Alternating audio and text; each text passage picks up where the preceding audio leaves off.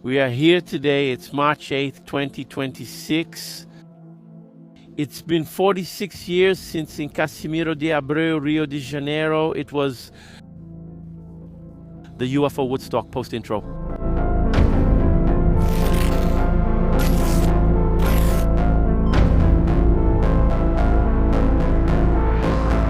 So today I'm going to tell you a story that became immortalized here in this city of Casimiro de Abreu because it involved, according to Neo Jornais de Presse, at the time 10,000 to 30,000 people came from various parts of Brazil and even from abroad.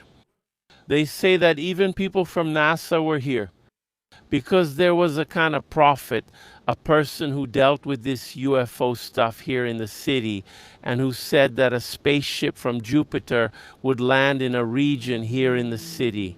But I'll tell you that story over there in the town square, so come with me. Expectation in Casimiro de Abreu, a small town in the eastern part of the state of Rio de Janeiro. They say that tomorrow a flying saucer is going to land there.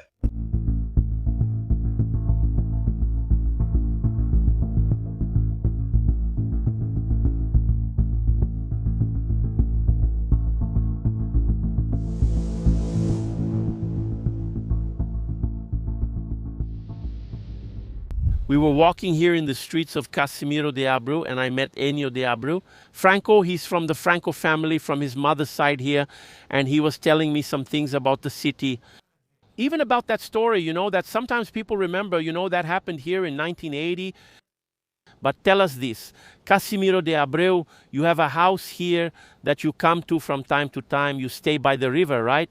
So what do you think of the city? Casimiro, I think the city is a very beautiful place, and how can I say, it's a holy place, the best place there is for me. And speaking of quality of life, it's peace, it's tranquility, it's the people, right? The people are more important than the city, it's the people.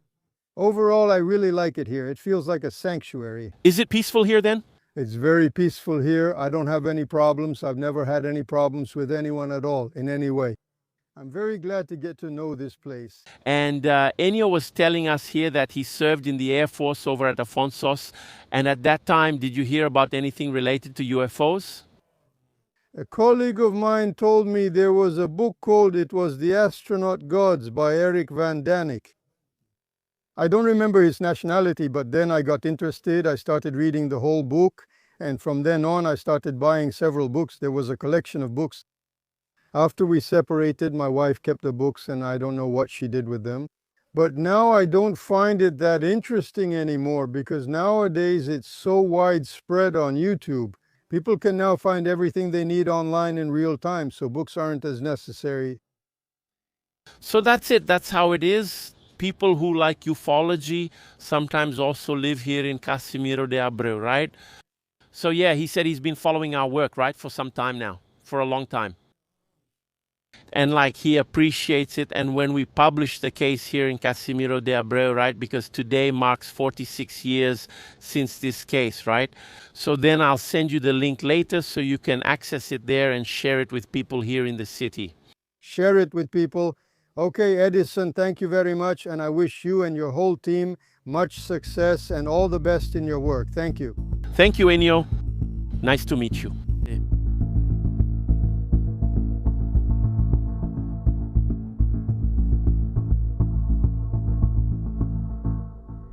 The story of Casimiro de Abreu actually starts a little before that date, March 8, 1980, because he had called himself, he referred to himself as the messenger of Jupiter. There was a young man here named Edilcio Barbosa, and he was interested in these UFO topics and so on, and he said he had contact with extraterrestrials, right? And then the story started spreading here in the city, and later it made its way into newspaper articles, magazines, and TV as well, both national and international, and they started to report on it. And then he said, look, a big spaceship is going to come here on March 8th, and it's going to land on a farm that was in a place with a really, really wide pasture, which is the Nossa Senhora da Conceição farm. And this ended up changing things, bringing between 10,000 and 30,000 people here, according to estimates. Yeah, the city hall, public security, and the police were all mobilized here in the region to contain things and maintain order. But yeah, why did it become known as the Woodstock of ufology? Because a lot of hippies came too, a lot of people who just came here for fun, like, let's see what this is about, you know? Yeah. This city already had a certain reputation for attracting some mystical people here too, kind of Zen. And then these people came here, but the city hall, the mayor, he decided to create like a whole protocol, an official reception for these supposed extraterrestrials, right? And he even bought, it said that he bought an encyclopedia to give as a gift to these people from Jupiter, right? But as the hours went by, you know, at the scheduled time, the ship didn't come. He disappeared there. Nobody saw where Edilcio Barbosa went because there was a total uproar in the city. The ship didn't show up, and then later on, you know, people started to disperse there. And Barbosa, you know, Edilcio Barbosa, he explained the absence of the ship by saying that the place where it was supposed to land was too crowded with people. There was a crowd there that would have interfered with the landing. That was the explanation he gave, right? In fact, here in the city, later on, a documentary was made called Efeito Casimiro, you know, which tells this whole story.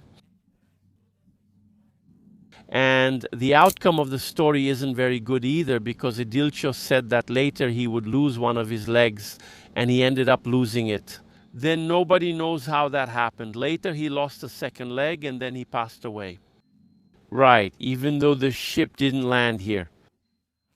Today we know there's a project that's being led by the businesswoman Marlene Matos, right?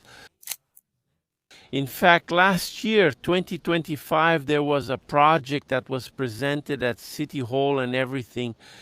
And it's a public-private partnership project to develop a place they're going to call UFO Park. Park, where is this ufological project going to be? Let's put it that way. It's going to be exactly in the same place where 46 years ago, this spacecraft was supposed to have landed. And what will be there? Yeah, there will be attractions, for example, simulators, flight simulators. There will be zero gravity experiences, some rides with a space theme. And of course, there'll also be a flying saucer and an extraterrestrial, which are even the symbols of the city, right? On the billboard itself, here in the main square, we can see a flying saucer, right? It's stylized there on the sign where it says Casimiro. So Casimiro de Abreu was one of the cities that became very well known because of this event that happened in the past. Yeah, I even remember that Sid Moreira, for example, and Sergio Chapelin even talked about this event. Right, on TV Globo, there were some reports at the time showing that crowd here. So it was something exceptional that marked the history of Casimiro de Abreu. Yeah, what we know in terms of UFO cases nowadays is that it's very sporadic, right? So maybe you might see some little light, something unidentified, right? But there's nothing else.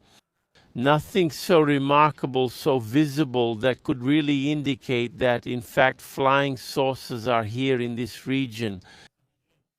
Yeah, on the other hand, about 30 minutes from here, there's Arraial de Sana, where the cases are more frequent. It's a mountainous region and it belongs to the district of Macay. And there are some cases of people who have already seen these objects, seen beings, and even managed to film them. Yeah, when I leave here from Casimiro de Abreu, I should stop by Sana, and if there's any interesting story, I'll be telling you about it. We're going to walk around the city now to see if we can find any longtime resident who knows about this story, who wants to give a statement or even just talk about something related to the city. Hello, Edson. Let's talk a little about the story about the supposed appearance of a flying saucer, a UFO, in Casimiro in 1980. So yeah, back then I was just over 13 years old, or almost 14 actually. And this news came up that on March 8, 1980 at 5:20 in the morning on a farm near my city, a flying saucer would land. This news was all over the media in such a way that it mobilized a lot of people to come to the city. I was there, so I was able to witness everything the media did, and I was there on the day to see if the flying saucer would really land. Well, obviously the saucer didn't land, otherwise we wouldn't even be talking about this here. That way, right? But yeah, there was a lesson, right? The conviction that Edilson Barboza or whoever announced, right, this arrival, there was, right? Because I think he really believed in what he was announcing, right? Given how much it mobilized the army, the police, the whole logistics of services, scientists, and so on. Yeah, really waiting for this event to happen. Yeah. Well, until then, was never very interested in the subject. I never had any sightings.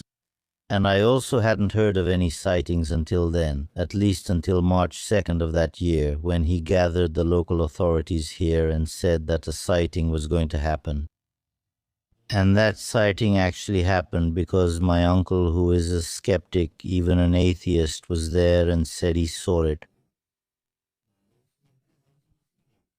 The sighting was on March 2nd at midnight, and some went a little later at night. So that information gained traction, right? And so I think that reinforced the presence of so many people here, because at the time the number of people was, I think, double the local population of the town.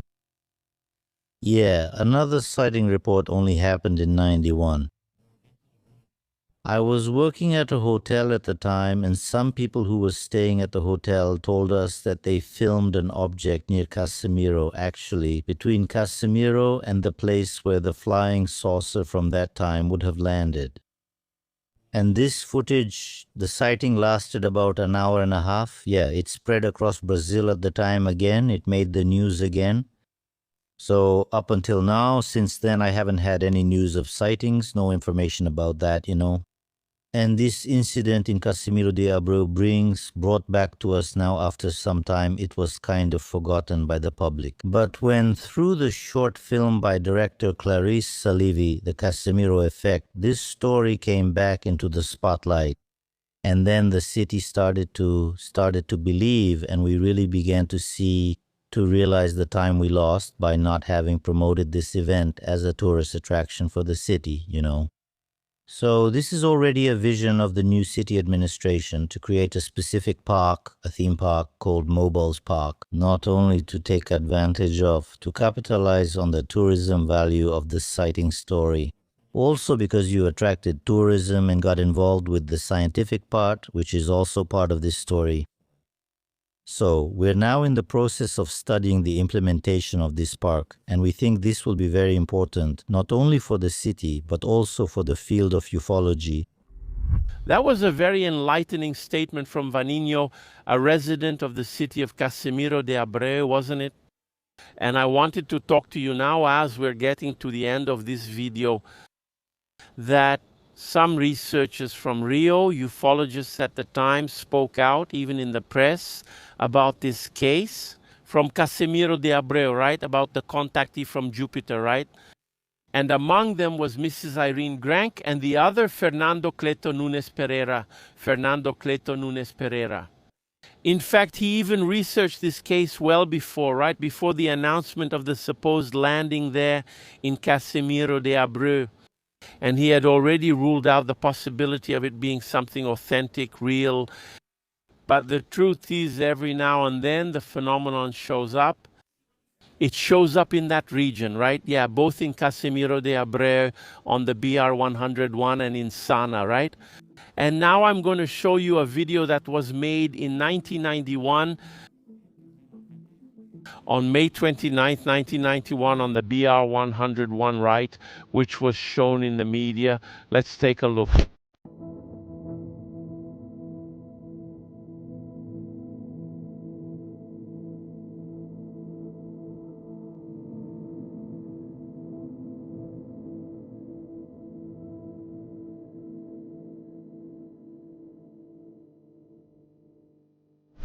The footage is interesting, isn't it?